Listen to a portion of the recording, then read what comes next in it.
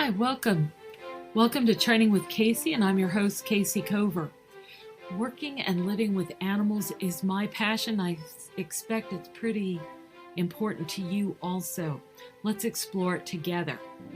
Here, we talk mostly about training, but also about genetics, physiology, philosophy, enrichment, and more. We chase some pretty big rabbits into their burrows. Buckle your seatbelts and let's take a ride.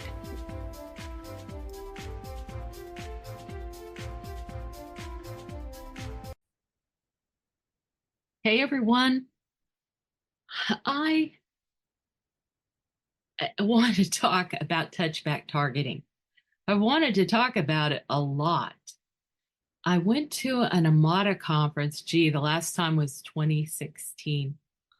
And I talked to many trainers about touchback targeting and asking them if they use this concept. And you know what?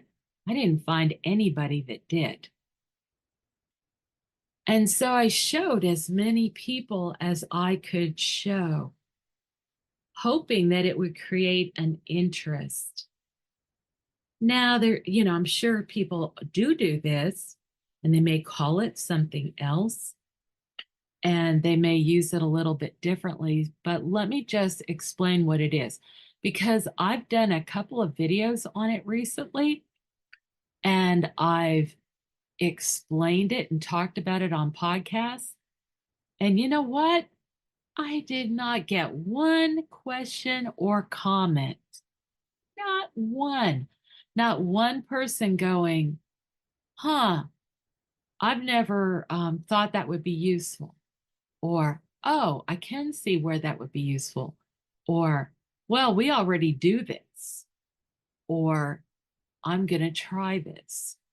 Not one comment. So I figure my videos just are not good enough. They're not showing what needs to be shown. But I also know that it's very difficult for people to watch little, smooth, non-dramatic video, right? Like if it has a story, that's easier. If it has, catchy things, that's easier. But in reality, much of good training is a quiet, gentle conversation. It is simply the trainer revealing something to the animal, asking them to consider it, showing them how it can work, asking them, is this clear?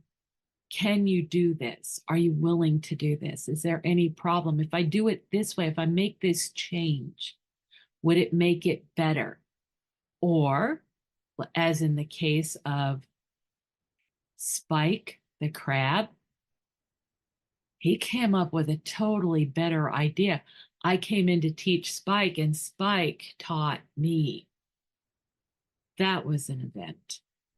Anyway, so what is touchback targeting? Touchback targeting, if you don't remember from the other times I've talked about it, is where you can initiate an active contact with an animal just with naming something, like saying, okay, I'm going to show you a target. And then you go in there, make contact, and there's a certain movement. And it's the movement that you use when, activating the latch on a glass stereo door. So you come in, let me see. Okay, now if you go to the YouTube version, you'll be able to see this. So you come in like this, come back halfway. See, don't I look like a hand dancer there? Because I am. Okay, so Mr. Camel, here's your shoulder. Can you touch your shoulder? Good. Shoulder, good. Shoulder, good. It's really that easy. I have had so many people tell me that you cannot teach shoulder and hip targets to large animals like rhinos and hippos and camels, giraffes, and you can't do it efficiently or easily. Yes, you can. Yes, you can. It really literally takes less than a minute per target site. Now, why do we want these? We want them for things like being able to position the animals so that we can take certain measurements or make certain observations. Let's say you want to check the heart rate or the gut transit. You put your stethoscope up on their gut and you need them to come in close so that you can do this efficiently and effectively and without you don't have to go in there and run them around.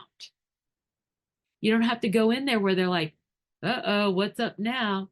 You can just do it right through the fence in the morning when you go to check your zoo animals. You can get measurements, girth measurements, height measurements, temperatures, skin swabs, hair samples. It goes on and on. It's extremely useful. It also allows you to line animals up for procedures.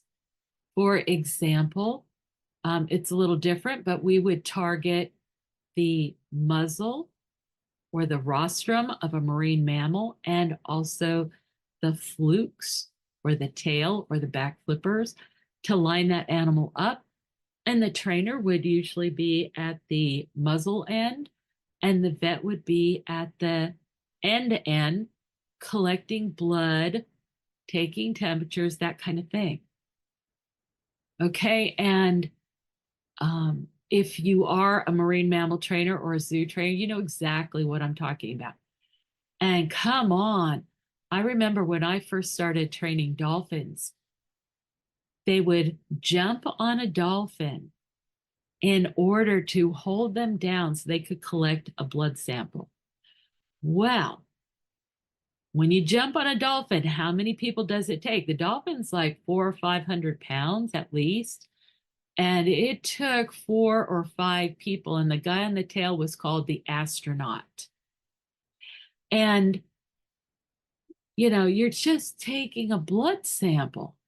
You don't want to get the animal all upset, feeling all violated, angry, frightened, um, disrespected. You don't want to do all that. Respect is first in all of our relationships. It's like respect is the starting point. It's the most important thing. If you respect the animal, he's very likely to respect you back and to give you the benefit of the doubt. Lead correctly. So I don't need to tell you, I didn't want to continue that tradition. I sure didn't want to be the astronaut, but I also didn't want to have to face an animal after that experience. It's like, yes, I'm the superior being, and I need to get blood out of this little tiny vessel in your body. And so I'm gonna lasso you and have a rodeo? Now, so what we do instead is we teach the animals what the procedure is. This is a needle. This is what it feels like when it goes into your skin. Look, I'll let you watch on me. Any leader does not ask others to do what they are not willing to do themselves. And it's very confidence building and relationship and credibility building to lead first. In any case, in this leading, we get to touch back targeting, to ask the animals to hold these positions or cooperate with these procedures or whatever.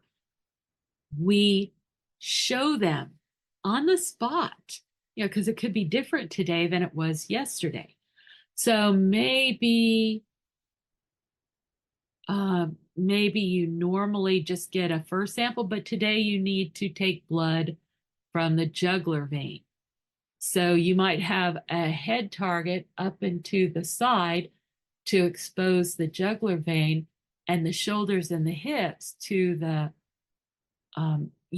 interface, the barrier between you and the animal, so that you can then collect that blood sample without any interference or anything like that.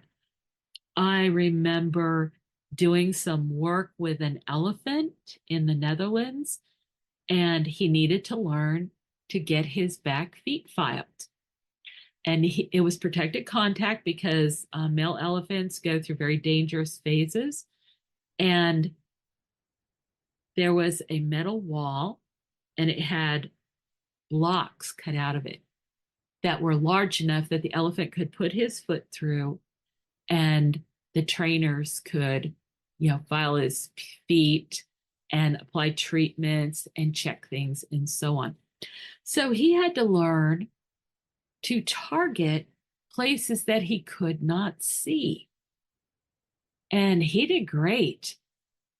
He did great. He had to learn to go someplace, turn around, and back up and get his foot through this hole. And he did a great job. We didn't get all the training done, in that one session, but we got a lot done. It's amazing. So it's a really important skill. And I said what the basics are, but I want to know what your thoughts are. Are you going to try this? Did you get enough detail from what you saw? So what I have done is I'm going to share screen here. And I have a video. I just put a video up on YouTube that shows this, but here is another one.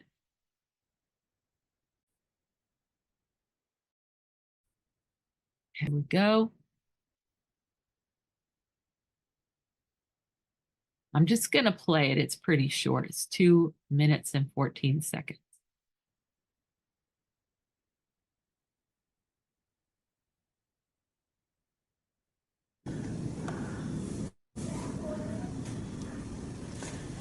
We're going to do some name and explain, and there's all kinds of things you can teach a horse or any animal by just naming them. And you don't need any special skills. So we're going to show you a few right now. Can you touch? X, thank you. That's your nose, right? And I know you know this, but I'll just show people how we teach you. There you go. There's your nares. Good job. Your muzzle, your chin, beautiful chin, your throat, your neck, right cheek, left cheek. Good, good, good, good, good, good, good, good, good, good, good, good. Thank you. Yeah, I think so too. Okay, how about your nose? When you're ready, nose. Good, good, good, good, good, good, good, good, good. Right eye. Good. You see her close it? Yeah. Can I clean your eye for you, please? I see a hair, and maybe that can help. Come here. Good, good, good, good, good, good, good, good. Atta girl. Thank you. And then can I clean your left eye? Here. Good girl. Come on up. Looks like you got a hair there. I can't tell for sure. Okay, girl. Good, good, good, good, good, good, good. And your left eye. Good job. And that one looks pretty clean. Good job. All right, left ear. Good, good, good, good, good, good, good, good, good. Oh, that's your left nares, left ear coming down for me. Good, good, good, good, good. Oh, yeah, that's the one.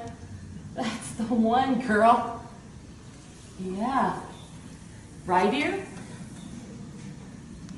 Good, of course. Good job. Okay, there you go. So just some face parts, right? Now, what about directions? We'll do that next. Okay, so what do you think when you see that? I'm going to turn the sound off this time and just go through it with you. So here's Sarah, and she's just waiting and watching. Now, the first thing you notice, no lead, no halter, no anything. You also notice she's not in love with having me clean her eye. She has a repeated drainage issue in her right eye. And yet I need to do that for her because if she has any goop in it, little hairs that come off of her, face and ears and mane and so on will get caught there and cause irritations that can really escalate. So we start out, and do you see how quiet and refined her interactions are? They're not, she doesn't move in big movements and bump into things or anything else. She is very specific. Now, what you're seeing here is I'm touching things and naming them. And I wanted to show you that because I talk about touchback targeting. Before you start doing touchback targeting, you need to name body parts. There has to be a recognition that there are, you're not just in a body, the body has pieces, and the pieces have names, and we're going to talk about the pieces and what we're going to do with them and so forth. And for that, that's even easier than touchback targeting, because you simply touch the body part and name it at that moment. So I'm going to play a little bit more here. So I'm explaining it there. And then I'm going to come in and target her muzzle. I'm just going to say touch. Good, there it is. Now, do you see I presented the target just a little bit away from Sarah, so she didn't have to, run up to it or anything like that. And I wasn't in her way. I didn't invade her space. And she was equally as respectful and careful about me. Okay, now I can see, I think I'm looking right at her eye. But let's see what other body parts we do here. And you see she's very interactive. She comes forward. She invites me to take her nostrils, her lips, her chin. I have talked to professional horse trainers that felt like chins were very sensitive. And I haven't found chin targets to be a sensitive issue at all. I use chin targets all the time to teach horses to back up.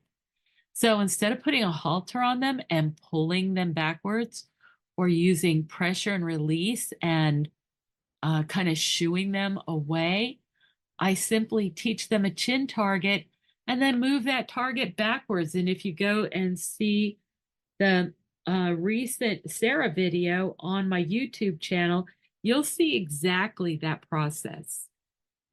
And it's winter time, and Sarah has significant arthritis, and she doesn't move backwards as easily as she did. But you know what? It's just as important as it ever was, because building muscle mass is always important. And one of the better ways, one of the better exercises that helps them to build muscle mass is backing up.